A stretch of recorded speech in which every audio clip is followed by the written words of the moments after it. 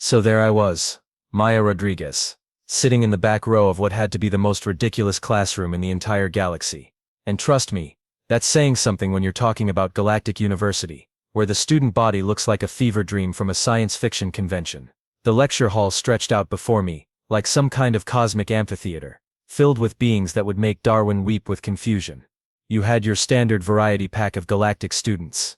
There was Crix, this crystalline creature, who looked like someone had crossed a chandelier with a know-it-all constantly refracting light in smug patterns. Next to him sat Fumble, a gelatinous blob who seemed perpetually nervous and kept making these wet squishing sounds every time he shifted in his specialized chair. Then there were the Vorthak twins, these insectoid beings with way too many legs and an unfortunate habit of clicking their mandibles when they disagreed with something. Behind them, a couple of those floating gas cloud entities that somehow managed to take notes despite having no visible appendages. The usual suspects, really. And at the front of this interstellar circus stood Professor Vextel, a four-armed Zentarian, who had clearly never met a mirror he didn't love. This guy was built like a bodybuilder, who'd been put through a photocopier set to intimidating alien overlord. Each of his forearms was roughly the size of my entire torso, covered in scales that shimmered with an oily blue-green sheen. His head looked like someone had taken a lizard, given it anger management issues, and then handed it a PhD in being condescending. The nameplate on his desk read Professor Vextel, Department of Interspecies Biology and Combat Limitations. Because apparently, the universe has a sense of humor, and today's subject was human physiology. Specifically, why humans are basically the galactic equivalent of tissue paper in a thunderstorm. I'd been sitting through this particular lecture series for 3 weeks now, part of some cultural exchange program that sounded way more exciting in the brochure. Expand your horizons, they said. Learn about diverse galactic cultures, they said. What they didn't mention was that I'd spend most of my time being treated like an exotic pet that everyone was surprised could operate basic technology. Professor Vextel was currently gesturing with all four arms simultaneously, a feat that would have been impressive if he wasn't using it to explain why my entire species was essentially held together with good intentions and cosmic luck.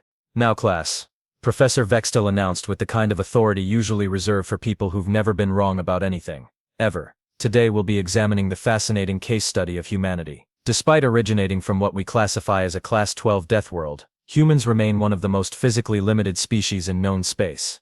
Oh, here we go. He clicked to his first holographic slide, which showed a human silhouette next to what I can only assume was supposed to be other superior species. We looked pretty pathetic up there, I'll give him that. No natural armor, no extra limbs, no ability to photosynthesize our lunch, just your basic bipedal meat sack with delusions of grandeur. Earth, you see, is what we term a deathworld. Vextel continued, warming up to his favorite topic. Everything on that planet is actively trying to kill everything else. The weather alone would be considered a war crime on most civilized worlds.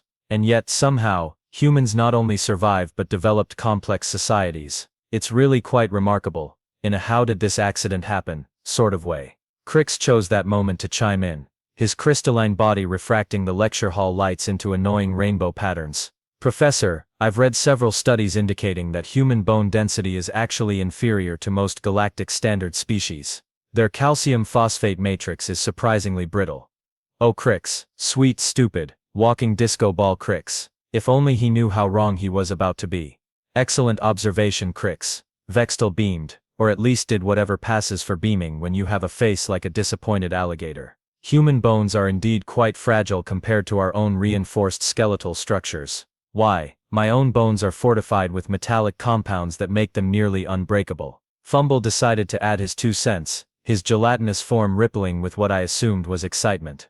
And their muscle density is so low, I mean they can barely lift their own body weight reliably. How did they ever become a spacefaring species? Through tools and technology, Vextel explained patiently, like he was talking to particularly slow children. Humans compensated for their physical limitations through ingenuity. Quite admirable, really. They're proof that even the weakest species can achieve something resembling civilization if they're clever enough. I felt my fingers start tapping against my desk. It's a habit I've had since childhood, usually right before I do something that gets me sent to the principal's office. The tapping was getting faster. Of course, Vextel continued, completely oblivious to the warning signs. This does mean that in any kind of physical confrontation, humans are at a severe disadvantage. Their fight or flight response is quite pronounced, which makes sense given that fighting was rarely a viable option for them. The tapping was getting loud enough that a few nearby students had started glancing in my direction. But Professor Vextal was on a roll now, the kind of academic roll that usually ends with someone learning a very expensive lesson. "You know what?" he said, his scaled face lighting up with what he probably thought was inspiration. "I think this calls for a practical demonstration. Nothing dangerous, of course. We wouldn't want to harm our human exchange student." "Oh no. Oh no no no. I knew that. Look." It was the same look my high school gym teacher had right before he suggested I arm wrestle the captain of the wrestling team to prove that technique matters more than strength.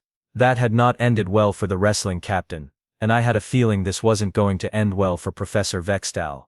"Miss Rodriguez," he called out, using all four arms to gesture in my direction, like he was directing traffic at the galaxy's most awkward intersection. "Would you be willing to participate in a small, completely safe academic exercise?" The entire classroom turned to stare at me. 47 pairs of eyes, compound eyes, optical sensors, and whatever those floating gas clouds used to perceive reality. All focused on the supposedly fragile human in the back row. "What kind of exercise?" I asked, though I already knew I wasn't going to like the answer. "Well, since we've been discussing human physical limitations, perhaps a simple test of strength. Nothing strenuous, mind you, perhaps an arm wrestling match. I could use just a fraction of my natural strength to make it fair." The classroom erupted in excited chatter. Apparently, watching a human get gently defeated by their professor was the kind of entertainment these beings lived for. It was like being invited to watch a nature documentary, except I was the gazelle and Professor Vextal was the lion who thought he was being sporting by only using one paw. Crix was practically vibrating with anticipation, his crystalline structure creating a light show that was probably giving someone a seizure. "Oh, this will be fascinating. A real-time demonstration of comparative muscular efficiency." Fumble was bouncing in his chair, which created some truly unfortunate sound effects. "Will you record it for the archives? This could be valuable research data." Even the Vorthak twins had stopped their incessant clicking and were leaning forward with interest. The gas clouds had somehow managed to form what I think were excited expressions, though it's hard to tell with sentient weather patterns. "I really don't think this is a good idea," I said, giving them one last chance to reconsider. "Because here's the thing about humans that apparently never made it into their textbooks. We have this wonderful habit of trying to warn people right before we accidentally ruin their entire day." "Nonsense." Vextal boomed, flexing all four arms in sequence like he was performing some kind of intimidating wave. "It will be perfectly safe. I'll barely use any strength at all. Think of it as a gentle introduction to interspecies physical dynamics." I looked around the room one more time, taking in all those eager, expectant faces, beings from across the galaxy, all united in their absolute certainty that they were about to witness a harmless little demonstration of human weakness. "Fine," I said, "because apparently I'm incapable of learning from past experiences. But don't say I didn't warn you."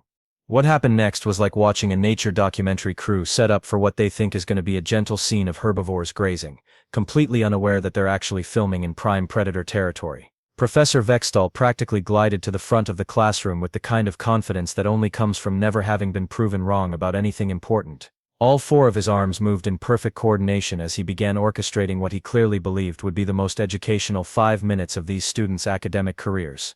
"Class, please clear this area," he announced, his voice booming with professorial authority. "We need proper space for our demonstration." Two of his arms grabbed his massive desk, which had to weigh at least 300 pounds of solid metal and exotic materials. He lifted it like it was a coffee table, muscles barely registering the effort, and set it aside with the casual grace of someone rearranging throw pillows. His remaining two arms were already dragging over what I could only describe as the galaxy's most over-engineered arm wrestling table. This wasn't just furniture, this was a piece of equipment that belonged in a laboratory or maybe a gladiatorial arena. The surface was made from some kind of dark alloy that probably cost more than my college tuition, polished to a mirror shine that reflected the classroom's holographic displays. Built into the table were measurement sensors, grip analyzers, and what looked like a medical scanner that could probably tell you your exact muscle fiber composition just by touching it. Ergonomic grooves had been carved into the surface to accommodate different alien anatomies. There were sections that could adjust for beings with tentacles, others designed for creatures with multiple joints, and even specialized grips for those unfortunate enough to have evolved with natural weapons instead of hands. The whole thing hummed with barely contained technology like a sports car that had been disguised as a piece of office furniture. "Gather around everyone," Vextall called out, his scaled face practically glowing with anticipation. "We're going to conduct this demonstration with full scientific rigor. I want measurements, analysis, and proper documentation of comparative interspecies physical capabilities." The response was immediate and enthusiastic. 47 alien students surged forward like they were rushing the stage at a concert, each trying to get the best possible view of what they clearly expected to be the galaxy's most one-sided sporting event. Crix positioned himself at the optimal angle for his crystalline visual sensors, his faceted body refracting the overhead lights into prismatic patterns that were definitely going to cause someone's seizure. He'd somehow produced what looked like a holographic betting board, complete with real-time odds and animated graphics. "Current odds," he announced in that weirdly musical voice of his, "are 15-1 against the human lasting more than 10 seconds. 20-1 against her actually moving the professor's arm more than 2 centimeters. Fumble had oozed into position right next to the table, his gelatinous form rippling with excitement.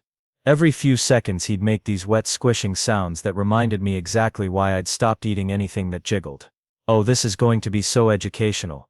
I've never seen a human attempt physical competition before." The Vorthak twins had somehow managed to secure premium seating, despite having way too many legs for efficient movement. They were clicking their mandibles in perfect synchronization, which created this weird percussion effect that sounded like someone playing castanets at double speed.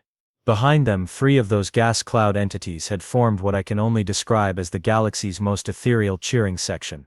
They were actually changing colors and rhythm with each other, creating patterns that probably meant something encouraging in whatever passes for communication when you're sentient weather. Even the professor's recording equipment had gotten into the spirit of things. 3 floating cameras had materialized from somewhere, hovering around us like tiny mechanical vultures waiting to document my inevitable humiliation. One of them was apparently equipped with slow-motion capabilities, because I could see it adjusting its position to capture what would undoubtedly be the least impressive moment of my academic career. Meanwhile, Professor Vextall had begun what I can only call his pre-game ritual. He stretched all 4 arms simultaneously, creating this elaborate synchronized movement that looked like he was conducting an invisible orchestra while simultaneously doing yoga. His muscles, and I'm using that term generously, because each one was roughly the size of my entire torso, rippled under his scaled skin like tectonic plates shifting. "You see, class," he said, because apparently even this had to be a teachable moment. "Zentorian physiology represents millions of years of evolutionary optimization. Our skeletal structure includes metallic reinforcement compounds that make our bones nearly unbreakable. Our muscle fibers have roughly 4 times the contractile strength of standard galactic humanoid tissue." He flexed his primary right arm, and the holographic displays immediately registered numbers that looked more like industrial equipment specifications than biological measurements. Additionally, our redundant muscular systems mean that even if one set of muscle groups becomes fatigued, we have backup systems that can maintain full performance. While he was busy explaining exactly how genetically superior he was to everyone in the room, I noticed that the betting had gotten serious. Galactic currency was changing hands so fast it looked like a commodity exchange during a market crash. Students were pulling out what appeared to be their entire semester's allowances, all confident that they were about to witness the safest bet in the known universe. "I'm putting 50 credits on under 5 seconds, announced one of the gas clouds, somehow managing to convey smugness despite being essentially sentient humidity. "Make it 3 seconds, gurgled Fumble. "Humans are so delicate. I just hope we don't accidentally traumatize her." Through all of this I walked over to my side of the table with all the enthusiasm of someone heading to a dental appointment. I didn't even bother taking off my earbuds, which were still playing some chill lo-fi hip-hop that seemed absurdly inappropriate for whatever was about to happen. The contrast was perfect, really. Here's Professor Vextall, putting on this elaborate display of alien superiority and scientific methodology, while I'm just casually strolling over like I'm about to help him move a couch. The chairs provided another perfect example of the absurd size difference we were dealing with. Mine was a simple standard-issue classroom chair designed for basic humanoid anatomy. His looked like a throne, that had been specifically engineered for maximum intimidation. It was easily 3 times the size of mine, made from the same dark alloy as the table, with armrests that could have doubled as small coffee tables. When he finally settled into position across from me, the size comparison became frankly ridiculous. His forearm, just one of the 4 he had to choose from, was longer than my entire arm and probably outweighed my entire upper body. His hand, when he placed it palm up on the table, looked like it could have been classified as a small piece of construction equipment. "Now then," Vextall said, selecting his right primary arm for the contest, "shall we begin this educational demonstration?" He placed his massive scaled hand on the table, palm open, waiting for me to clasp it. His fingers were easily twice the length of mine, tipped with what looked like natural claws that had been filed down for polite society.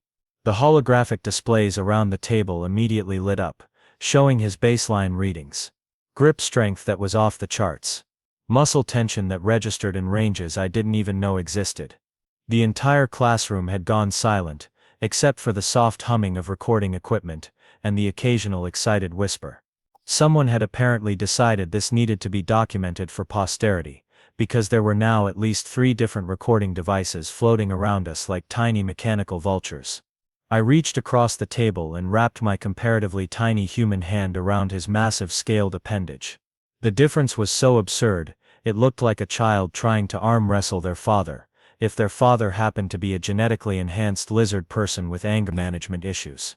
"Remember," Vextall said with what he probably thought was reassuring kindness, "I'll only be using a fraction of my strength. This is purely educational." The holographic displays were now showing both our readings side by side. His numbers were frankly terrifying. Mine looked like a rounding error by comparison. I could practically hear Crix updating his betting odds in real time. "On 3 then," Vextall announced. 1. I shifted slightly in my chair, getting comfortable. 2. The professor's muscles tensed slightly, and I could see him mentally calculating exactly how much of his fraction of strength to use. 3. What happened next took exactly 0.7 seconds according to the high-tech recording equipment. But sometimes 0.7 seconds is all you need to completely rewrite the fundamental assumptions of an entire classroom full of allegedly intelligent beings. The moment Professor Vextall said 3, he applied what he clearly thought was a gentle educational amount of pressure. Maybe 10% of his full strength, just like he'd promised. Enough to slowly, carefully, and safely demonstrate human physical limitations to his captivated audience.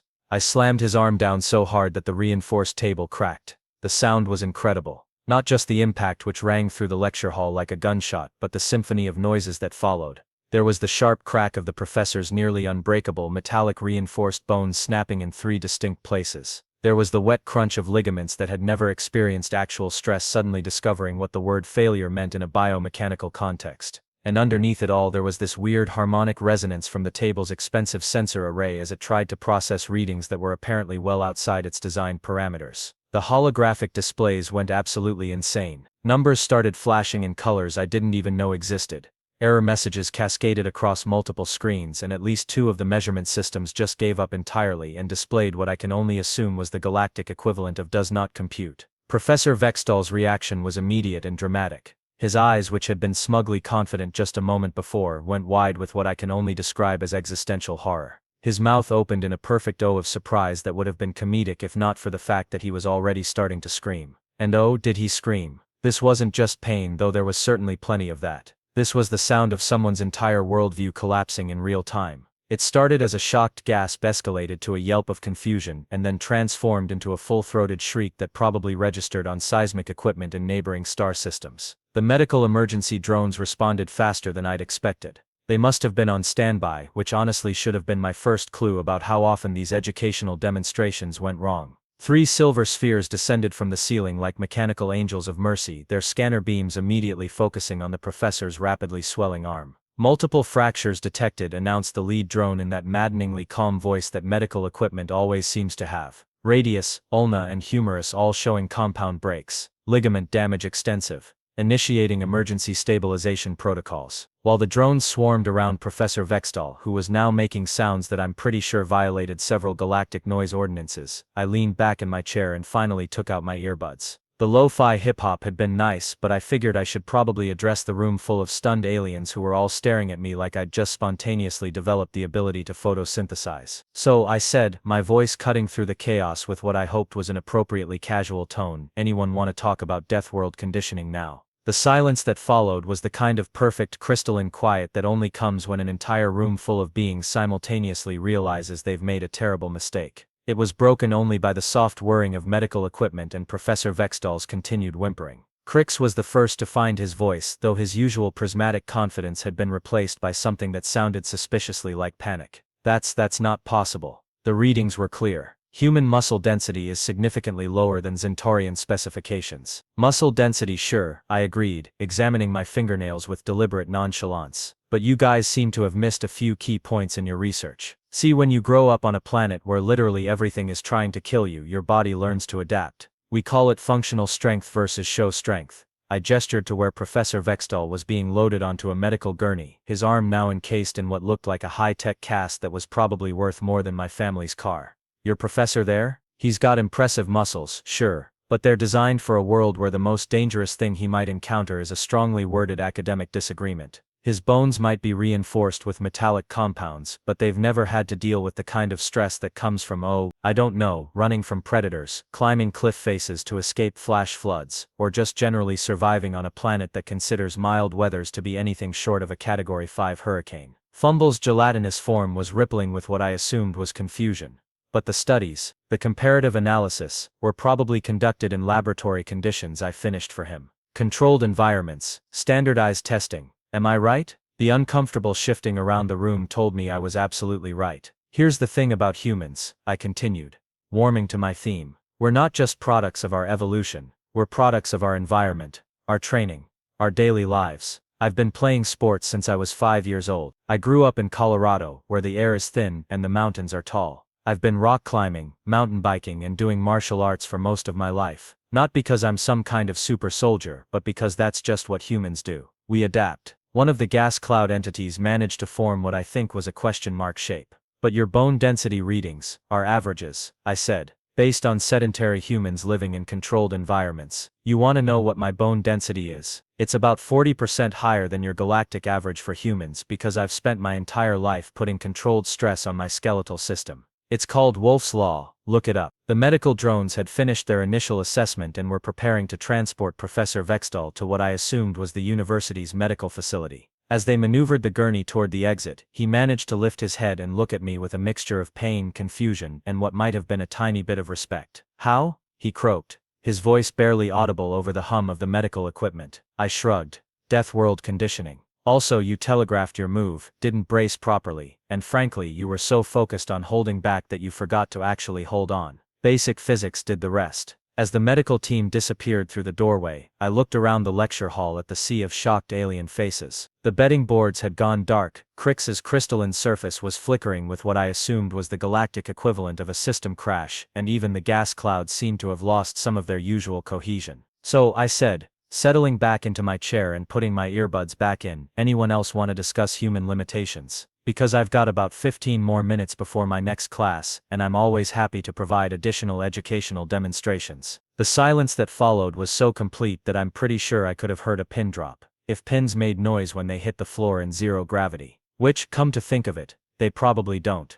The next 3 weeks at Galactic University were what I can only describe as the most educationally chaotic period of my academic career. Word of what the campus news feeds had dubbed the Great Arm Wrestling Incident of Sector 7 inches spread through the university faster than gossip at a high school reunion. Professor Vextal returned to class exactly 10 days after our little demonstration, sporting what had to be the most advanced medical cast in known space. His right arm was encased in a sleek metallic exoskeleton that hummed with regenerative technology and probably cost more than most planets' annual defense budgets. The thing looked less like medical equipment and more like he'd been partially transformed into some kind of cyborg, which honestly wasn't helping his already bruised ego. The first day back was awkward in that special way that only happens when everyone in the room knows exactly what happened but nobody wants to be the first one to bring it up. Professor Vextal stood at the front of the classroom, all 4 arms functioning normally except for the one that looked like it belonged on a spaceship, and tried to pretend that nothing had fundamentally changed about his teaching approach. Today, class, he announced with significantly less of his usual bombastic confidence, we'll be discussing the nuanced aspects of Deathworld conditioning and its effects on humanoid physiology. I noticed he'd stopped making eye contact with me entirely, which was probably for the best since I was still sitting in the same back row seat, still wearing the same casual expression that had preceded his very expensive lesson in practical physics. The really interesting part was watching how the other students' attitudes had shifted. Crix, my favorite crystalline know-it-all, had apparently spent the intervening days frantically researching everything he could find about actual human capabilities rather than just the sanitized academic versions. His usual prismatic smugness had been replaced by what I can only describe as nervous respect. Professor Crix said, his voice lacking its usual confident musical quality, "I've been reviewing additional research on Deathworld species adaptation, and it appears our previous data may have been incomplete." Fumble, still occupying his specialized chair designed to contain gelatinous students, rippled with what I had learned to recognize as anxiety. I found 17 different studies on human bone density variations based on environmental factors. The ranges are significantly wider than our textbook indicated. Even the Vorthak twins had toned down their incessant mandible clicking, apparently having learned that sometimes silence is the better part of not getting your limbs rearranged by a bored exchange student. Professor Vextal cleared his throat, a sound that somehow managed to convey both authority and the kind of nervousness that comes from knowing you're one bad decision away from needing more medical equipment. "Yes, well," he said, his scaled face taking on a slightly greenish tint that I assumed was the Zentorian equivalent of embarrassment. "It appears that our understanding of human capabilities may have been based on limited datasets." This was the moment I'd been waiting for. I raised my hand, causing a ripple of tension to spread through the classroom like a stone dropped in a pond. "Yes, Miss Rodriguez?" Vextal asked, and I could swear I heard his voice crack slightly. "I was wondering," I said with the kind of innocent tone that had gotten me in trouble since elementary school, "if you'd like me to share some practical insights about Deathworld conditioning, from the perspective of someone who actually grew up on one." The silence that followed was pregnant with possibility. 47 alien students turned to stare at me with a mixture of fascination and what I was pretty sure was fear. Professor Vextal's remaining 3 functional arms seemed to twitch involuntarily. That would be very educational," he managed to say. "And that's how I accidentally became the unofficial teaching assistant for what the university catalog now lists as Advanced Deathworld Survival, a Practical Perspective." The transformation was honestly kind of hilarious. Students who had previously treated me like an interesting but fragile curiosity were now hanging on my every word like I was some kind of oracle of practical knowledge. The gas cloud entities had started taking actual notes when I spoke, which I didn't even know was possible given their lack of traditional appendages. "The thing you have to understand," I explained during one particularly engaged class discussion, "is that humans don't just survive on Earth, we thrive there. We've turned surviving into an art form, and then we turned that art form into entertainment." I pulled up a holographic display showing various human recreational activities and watched as the classroom full of aliens processed the idea that beings voluntarily threw themselves off cliffs, down mountains, and into dangerous waters for fun. "This activity is called base jumping," I said, highlighting a video of someone leaping off a building with nothing but a parachute. "Humans do this for recreation, for entertainment. This is what we consider a relaxing weekend activity." Fumble made a sound that I can only describe as a gelatinous whimper. But why would anyone choose to put themselves in mortal danger?" "Because it's fun," I said simply. "And because when you grow up on a planet where the weather can kill you, the animals can kill you, the plants can kill you, and sometimes the ground itself can kill you, your definition of dangerous gets pretty relative." I clicked to the next slide, showing rock climbing, whitewater rafting, and something called parkour, which looked like humans had decided that navigating urban environments wasn't challenging enough and needed to be turned into an extreme sport. "We call these extreme sports," I continued. "But really they're just Tuesday for anyone who grew up in the right environment. The human body adapts to constant stress by becoming stronger, faster, and more resilient. It's not magic, it's just biology responding to necessity." Crix's crystalline form was refracting light in patterns I'd never seen before, which I assumed meant he was processing information at maximum capacity. "So when you defeated Professor Vextal in arm wrestling, I was using maybe 60% of my actual strength," I said casually, watching as several students made what I can only assume were the galactic equivalent of choking sounds. I didn't want to hurt him. Well, not seriously, anyway. Professor Vextal's exoskeleton-encased arm gave a little mechanical whir which I chose to interpret as nervous system feedback. The betting boards that had become a regular feature of our classroom discussions now showed dramatically different odds. Instead of wagering on human limitations, students were now placing bets on just how much stronger humans might actually be than previously estimated. Crix had become something of a bookie for these intellectual gambling sessions, though his odds had gotten considerably more conservative since his initial miscalculation. Current estimates, he announced during one session, suggest that the average human from a high-stress environment may be capable of physical feats approximately 3 to 5 times greater than our previous projections indicated. 3 to 5 times. I laughed, causing another ripple of nervous energy to spread through the room. That's cute. You guys really haven't been paying attention, have you? I stood up from my chair, which had become something of a dramatic gesture since everyone now watched my every movement like I might accidentally demonstrate something else that would require medical intervention. Let me tell you about my friend Jake from back home, I said, beginning to pace in front of the classroom like Professor Vextal used to do before he learned that overconfidence could result in expensive medical bills. Jake is what we call a weekend warrior. He works a desk job during the week, but on weekends he climbs mountains. For fun. Mountains that would be classified as impassable terrain on most civilized worlds. I pulled up images of various mountain climbing expeditions, focusing on ones that showed humans scaling cliff faces that looked more like abstract art than navigable terrain. Last year Jake climbed something called El Capitan in Yosemite. It's a granite wall that's about 3,000 feet of vertical rock face. He did it in 18 hours, carrying all his own equipment, sleeping hanging from the cliff face, and dealing with weather conditions that included temperature swings of 40 degrees and wind speeds that could knock most species off their feet. The classroom had gone completely silent except for the soft humming of recording equipment and what sounded like someone hyperventilating, though I couldn't tell which species was capable of that particular stress response. And Jake, I continued, is completely average by human standards. He's not a professional athlete, he's not genetically enhanced, he's not even in particularly good shape by our standards. He just happens to enjoy challenging himself against an environment that actively wants to kill him. Fumble finally found his voice, though it came out as more of a whisper. What do you consider to be above average human physical capability? I grinned, and I swear I could see several students flinch at the expression. Well, I said, there's this thing called the Ironman triathlon. By the end of that particular class session, I'm pretty sure I'd given at least 3 students existential crises and caused Professor Vextal's medical exoskeleton to register stress levels that were probably outside its design parameters. The final week of the semester brought what I can only describe as the most reluctant academic acknowledgement I've ever witnessed. Professor Vextal, still sporting his high-tech medical equipment, stood in front of the class and delivered what amounted to a formal apology to the concept of human capability. Class, he began, his voice carrying the weight of someone who had spent considerable time reconsidering his life choices.